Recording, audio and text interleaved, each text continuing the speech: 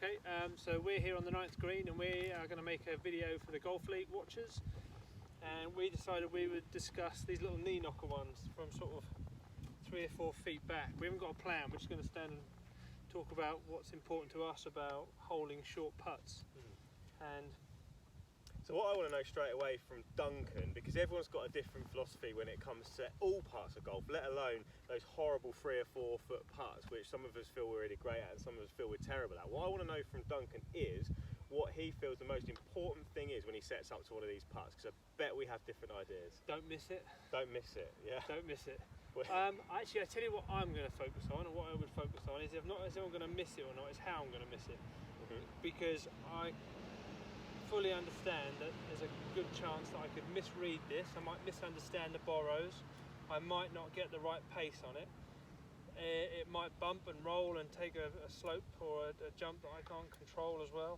So it's not a question of feeling any pressure that I've got to hold it. It's a question of if I'm going to miss it, how am I going to miss it? And I want the ball to go at the hole, in the hole, by the hole at a decent pace. Pace I can control. So I don't want to dribble it in, because the slower it gets, the more the bounces and the slopes of the hill are going to take the golf ball. So I putt these in quite aggressively. I would pick this as being sort of inside right edge, and I'd want the ball to hit the back of the cup, or at least hit the flag stick firmly. I've found recently a lot of my putts I've hit the flag and they've jumped out. Yeah. So I'm hitting them a bit hard of late. So, and I think also that clear image of hitting the ball in the hole at pace simplifies the message a little bit. So I don't have to feel any great caution about this. I set up and my gut instinct is to be quite positive and be quite aggressive, and I'll use that to motivate my whole routine. So I won't take long lining it up. I'll get there quite quick, make a decision, stick with it, and the old adage of miss it quick would come true here. So I'm probably going to miss this, but I'm going to miss it well, and there's good misses and bad misses. So I think inside right edge I might just take a little bit of a swing, just to try and feel the weight of the golf club backwards and forwards, just to familiarise myself with the weight. Try and get that little black line at the inside right edge, not waste too long, and there you go, hit it too hard inside the right edge. Right, that's a great place for me to come in, because I'll swap. As we discussed prior to this, when we talked about the idea of doing these videos, it's amazing how 2 golf pros who've been trained the same way just for experience can disagree on things. And Are you going to disagree? I am a dribbler. Whereas Duncan likes to hit it firmer, and as he says, take the borrow out of it and make sure that as it gets closer to the hole it's still got enough pace to hold the line that he likes. I am more of a dribbler, so I know that top tour pros, they are, as Duncan is there, real firm.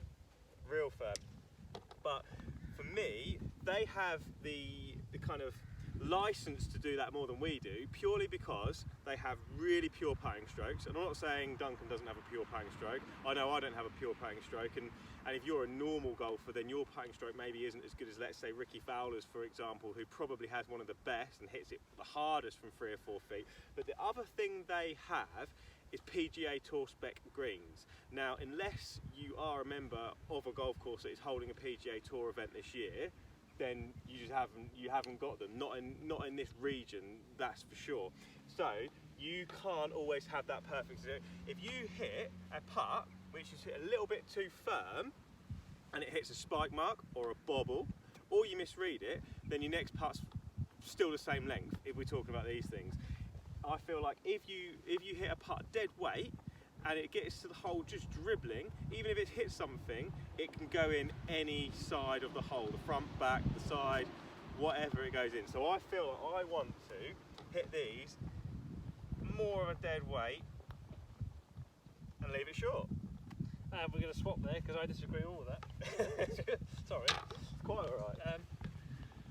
Because I think dribbling a golf ball is alright if you've got a decent putting stroke, which you clearly have. But apart from that, but yeah, most of the time you clearly have. And I think if you ask a guy who's 2 and 3 putting all the way around to dribble a short putt like this, I think you're going to see the anxiety of trying and have to measure something. Well, I like the single-mindedness of just saying, right, pick a line, go through a brisk routine, be quick, be automated, and get on with it, and try and keep the the background voice of you might miss this, you need to do this, need to do that, quiet. I think you've got to go through a real clean routine, and it needs to be the same whether you're 30 feet or 6 feet. I got this thing about the perfect 3 putt, and I reckon if you hit your first putt, let's say from the back of the green, and it goes 4 feet past, and it goes past the edge of the hole at decent speed, that's the first putt. And then if your second putt has the same mantra and you hit it reasonably powerfully, and it skirts by the hole or lips out and goes a couple of feet past, and then the third one you hit in, it hits the flag, jumps up and disappears in, that's a really good 3 putt. And that means all your putts are the same. They all have that same mentality that I'm going to be single-minded, I'm going to take a little bit of break and borrow and curve out, and I'm trying to get the ball in the hole, because after all, isn't the purpose of the game to get it in the hole in the lowest number of shots?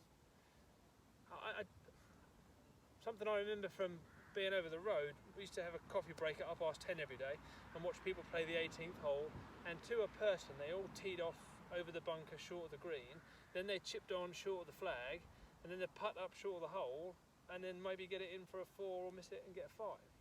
I could never understand the logic of playing sort of always 3/4 of the way to the hole, and I think the golfer's natural mindset is to play towards the flag, but not necessarily to try and be aggressive and assertive and get it in. So I think if I can persuade you to be a little bolder on putts like this, that might just offset that natural caution that all golfers face. So once again, I think you have to have your little practice swing inside here. Don't be afraid to make that short and firm. Get your black line lined up to where you want your ball to start off. And once you're in position, get on with it, short and sharp. Bang it in. There he is. There he is, he's got it. So I feel like I now have to get back in and try and hole one at dead weight. Otherwise I've lost the battle.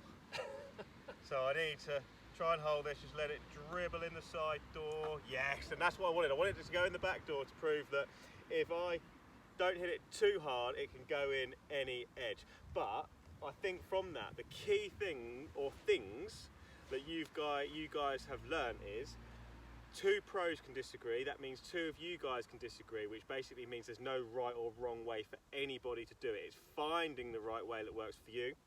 And maybe you could take a little bit of what I've said and a little bit of what Duncan says and make your own formula, which is really good advice. Interesting. Do you not think, in some ways, that the personality of the person should mirror the way they putt? Yeah, I do. Yeah.